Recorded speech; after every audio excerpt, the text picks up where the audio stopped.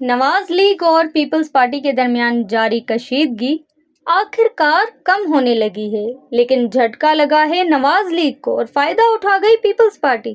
چند دن پہلے مریم نواز نے ایک سخت جملہ کہا تھا جس نے پورے سیاسی منظرنامے کو ہلا کر رکھ دیا کہ اگر پنجاب پر انگلی اٹھی تو وہ انگلی توڑ دیں گی۔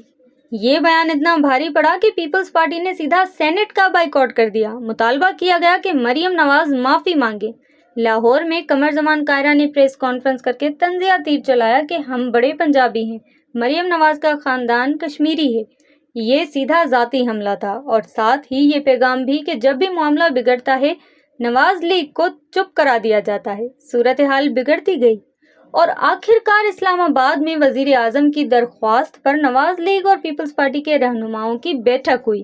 ایاز صادق کی موجودگی میں فیصلہ ہوا کہ اب دونوں جماعتیں ایک دوسرے کے خلاف بیان بازی نہیں کریں گی، لیکن اصل دھچکا تو نواز لیگ کو لگا کیونکہ اس لڑائی کا آغاز مریم نواز نے کیا تھا اور اب پارٹی کے بڑے رہنما انہیں خود خاموش کرا رہے ہیں۔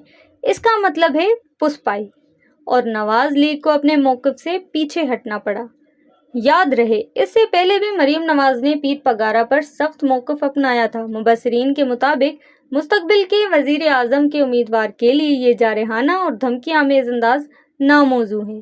اسی پالیسی نے مریم نواز کو محدود کر دیا ہے۔ دوسری طرف پیپلز پارٹی نہ صرف حکومت میں ہے بلکہ دباؤ ڈال کر اپنے مطالبات بھی منوا رہی ہے۔ یوں اس کشمکش کا اصل سیاسی فائدہ بلاول بھٹو کی جماعت کے حصے میں آیا جبکہ نواز لیگ دفاعی پوزیشن میں چلی گئی۔ اب سوال یہ ہے، کیا مریم نواز کی جارحانہ سیاست انہیں وزارت عظمیٰ کے خواب سے دور لے جا رہی ہے یا یہ صرف وقتی پسپائی ہے اور وہ دوبارہ دھماکہ خیز انداز میں واپس آئیں گی؟